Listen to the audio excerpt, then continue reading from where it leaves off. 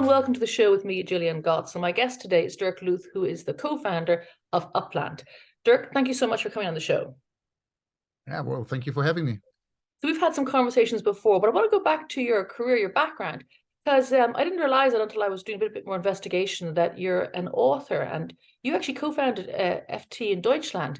So that's really interesting. Tell me about your writing background. Well, I tend to say, right, I'm probably not a good writer, right, in terms of journalism, right? I think they're way better people than me, but I always enjoyed writing, let's say it like this. I mean, it all started out with when I was going back to university, right? I was doing actual research, so I wrote my dissertation or for my PhD program about private and state-controlled currencies. So I was analyzing, the euro, all the historic currencies and so on, and central bank policies and all these things. So that's where I somehow got hooked to writing. I like that.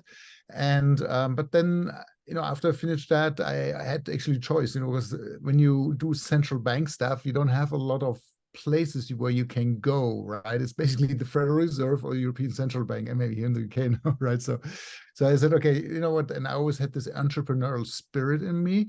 One thing I have to mention also, when I was 16, I went to the US for 1 year. I learned about the thing that they have a yearbook there, right? So there was something which was non-existent in Germany. As you know, I'm originally from Germany. So when I came home, I suggested to my classmates, hey, why don't we do a yearbook? So that was the first year my school actually had also a yearbook where we then, also wrote an article and so on. So that's do you still have that? Yeah, I have it somewhere at home. Brilliant. Right? So, Brilliant. But of course, there were no computers around at that time, right? I really had to typewrite, write everything. Was anyways, it was interesting times. So then fast forward, when I started to work, I went actually to a media company because I also has a very big, passion for technology. And that's when I decided, because I said internet was coming, becoming bigger. I said, okay, the future is, entertainment and, internet that somehow works together. And that's when I joined Gruner Jahr, which was a publishing house in Europe, and with Bertelsmann.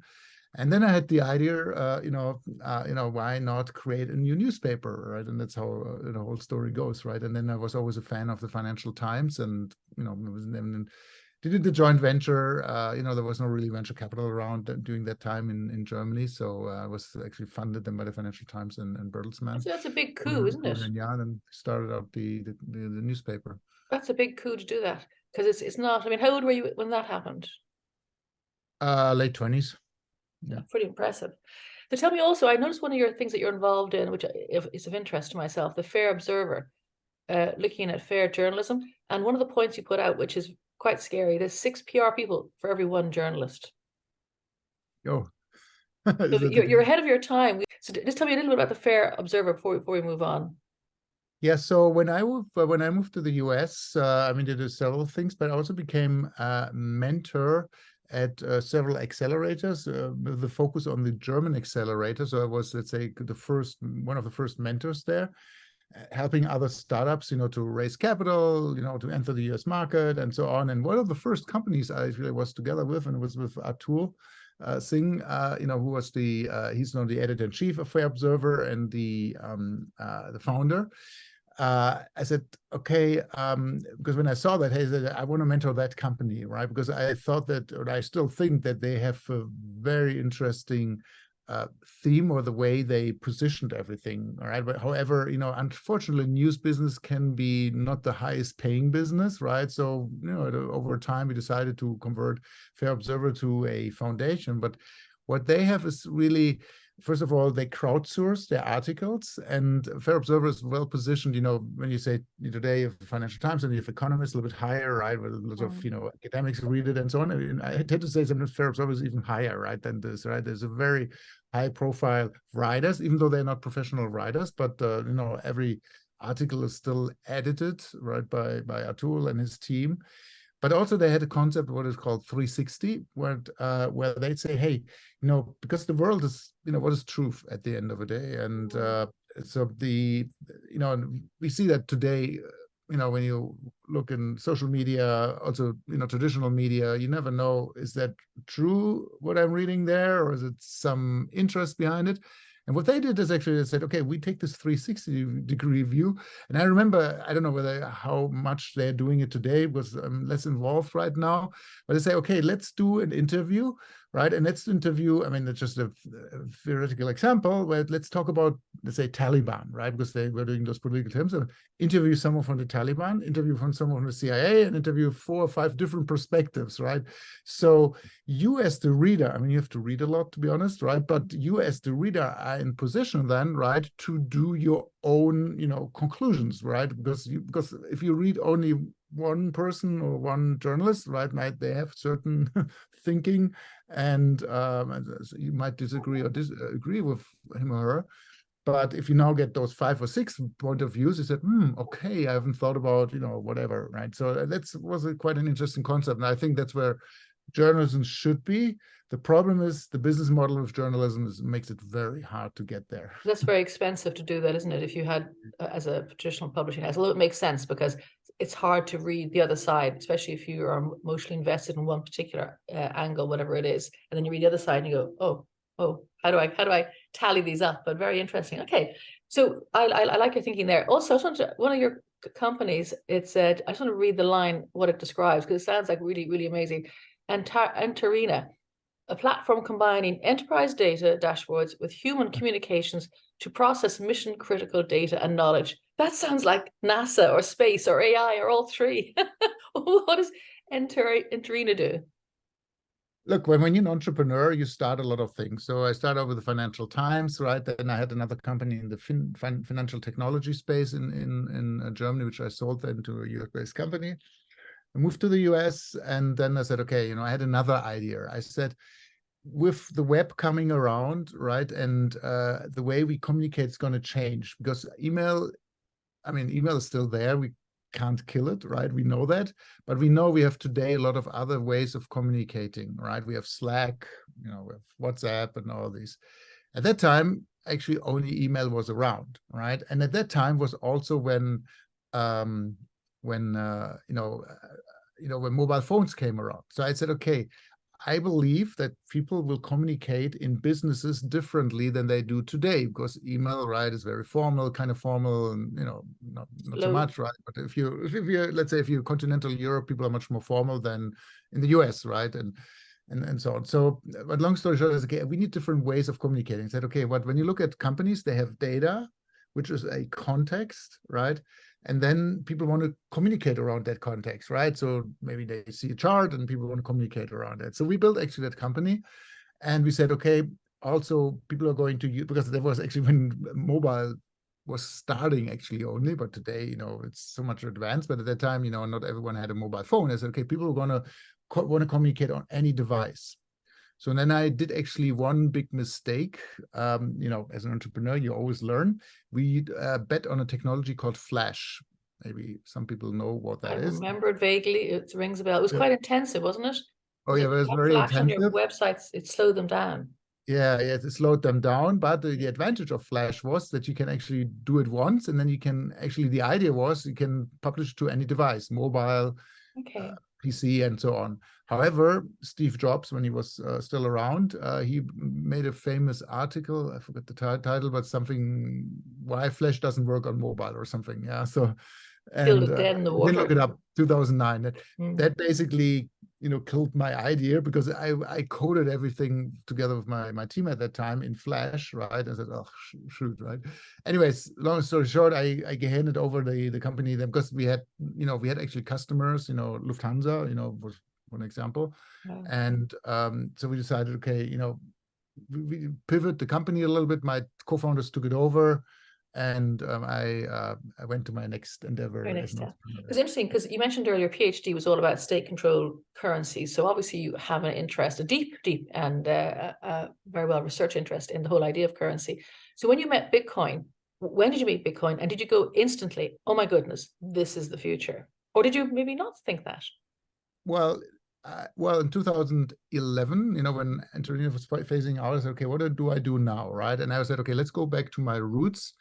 And I saw that games were coming up, right? And I was somehow fascinated that games had their own currencies, right? But I said, okay, but it's somehow how does it work?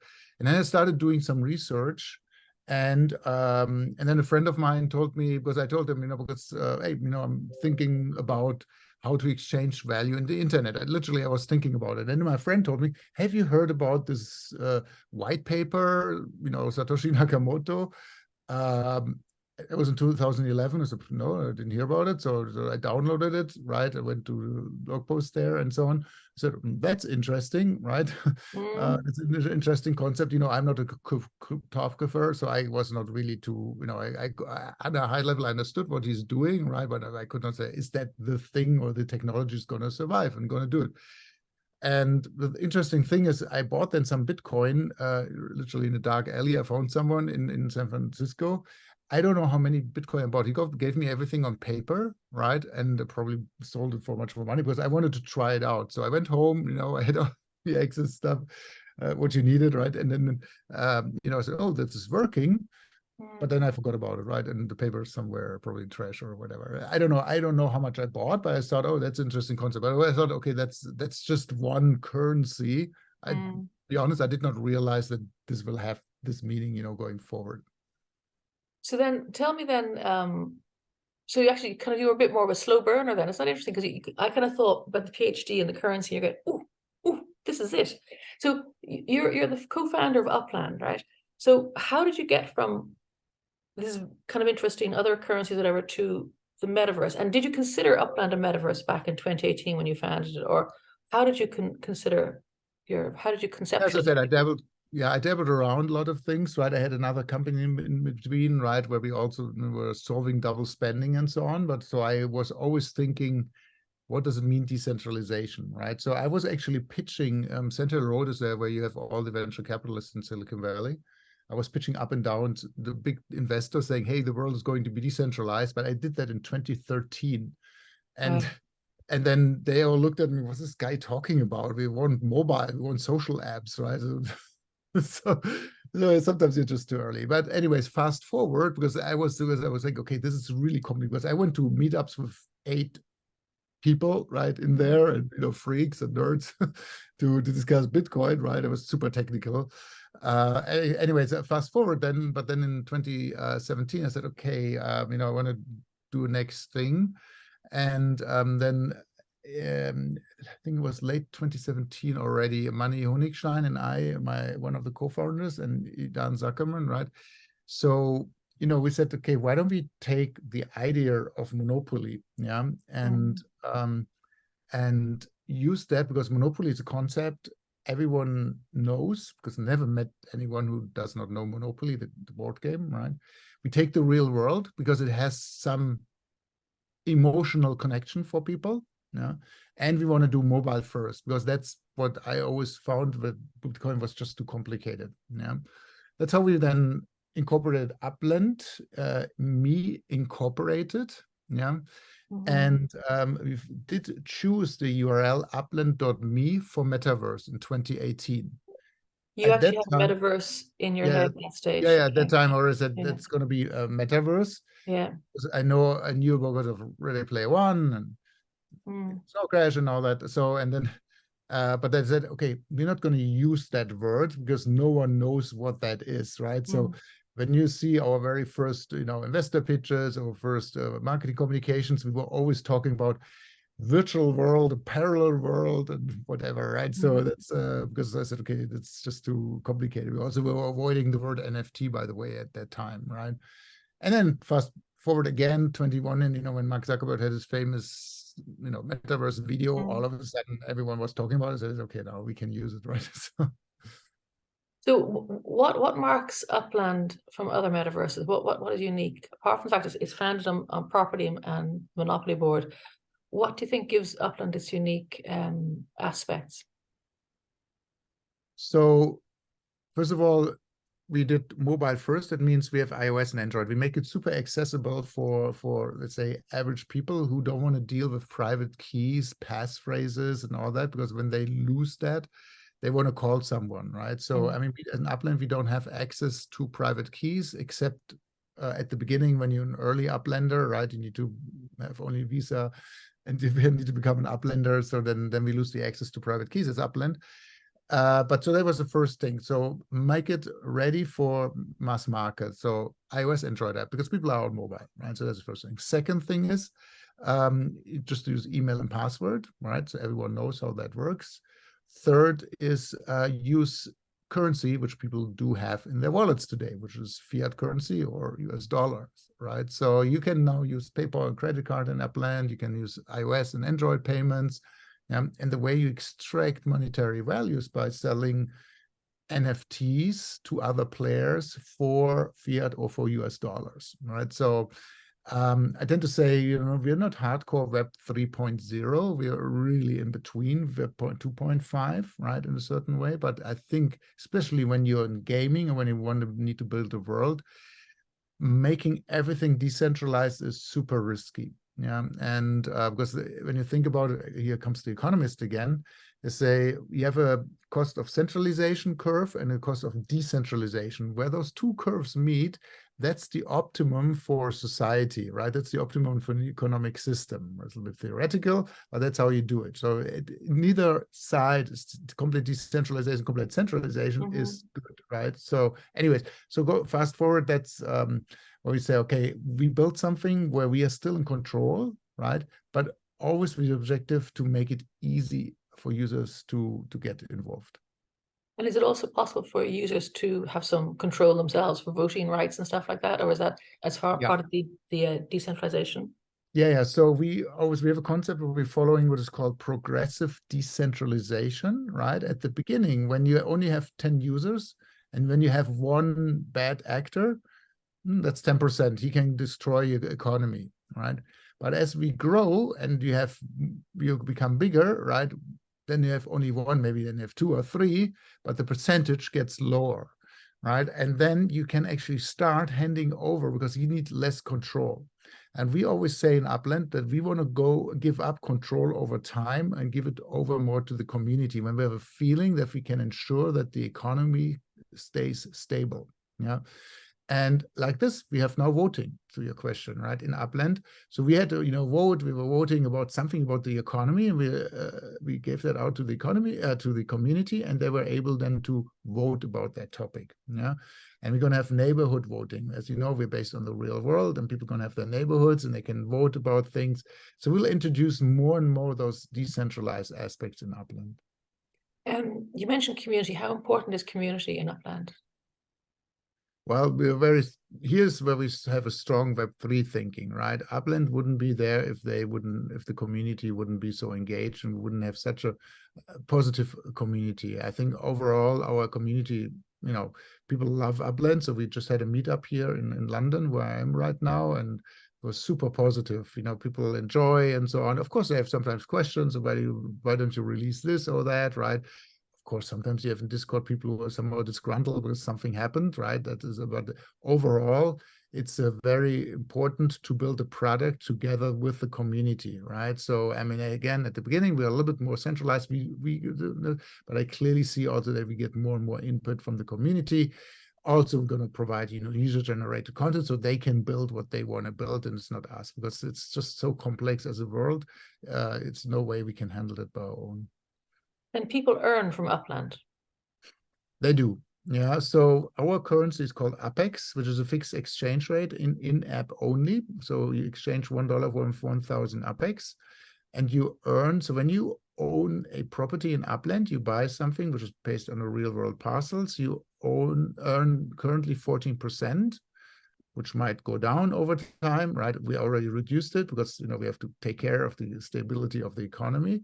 You can increase those earnings by, let's say, that's where we got the Monopoly inspiration from, right? By completing a collection, right? You have now 3 properties in the same street or museums and so on, which are harder to get. Then you increase that yield for those properties who are part of the collection. Who are the major partnerships, or what are the major partnerships you've done over the last year, and what ones are coming down the track that you can speak about? So we started out with a partnership because we have travel in Upland, right? So you need actually time and money to travel from, San Francisco to New York, or take a plane, And then we have a partnership. We started out with Hyperloop, right? So a small partnership there. But eventually then we moved strongly into sports, right? Because we think, sports have passionate people and they can become part of your community. So we have a partnership with the NFL Players Association in the US. And by far our largest partnership right now is with FIFA, right? So for instance, was Qatar, the World Cup. So we actually did a lot of activities around the World Cup. So, and if you want to get access to the videos, the goals of, Messi scoring as an NFT, well, you have to come to Upland to get it. And what is the future roadmap for Upland? What's happening in the next 1, 2, 3 years? So we said Upland goes through 3 phases as such, right? So the first phase, basically foundation, buying properties, building on top of them, right? The second phase, we call that the platform moment for Upland, is where we just introduced also, things where we act as a platform so users can, run their own meta ventures. They can become entrepreneurs and selling, digital goods to other players. FIFA goods, but also, also very soon lots of user-generated content, right? So that's one aspect of it. And then, so that's a second, and then we're adding more social features to it, so which is also the platform approach. And then you have the third one, where we're becoming now what we call a super app, because we launched our third-party developer platform where developers can add their own apps and experience on top of Upland, right? And when you think about what's going to happen to maybe, let's say, more short to midterm, that we're going to have indoor spaces, where people can hang out together, right? We started out with a little bit right now. We're going to watch much more, right? But I clearly see also in 2, 3, 4 years, and depends always again on the adoption, that we're going to merge, the real world with the virtual world much more. We are based on the real world, right? And then once the devices are out, right? Apple's rumored to have some kind of device out now. Then people will do some stuff maybe in the real world, go back to the virtual world and do something there and go back to the real world. That's actually, so you'll have your Upland on your phone and you'll be in the building, the museum or whatever it is, the castle, and there'll be something on that's interactive. That's really cool. And just finally, people who want to start off, I think, isn't there a grant for newbies coming onto the site so they could buy their first property, and there's a cheaper price, fair deal properties for beginners? Yeah, so we had an issue, again, stability of the economy, when we have very cheap properties, existing players, they all buy the cheap stuff, right? And then, they put the higher prices up. When you then a new player, you come in and you get shocked, right? It's sticker price shock, how it's called. Right? Oh, wow, this is expensive, right? So we say, no, you know what? When you're an older player, you don't get access to those new properties. And we call that Fair Start Act, or short FSA. Right, where actually only players who are new, right, and have a certain level in Upland can buy those properties, especially when we open up a new city. Yeah. Cool. So it's nice.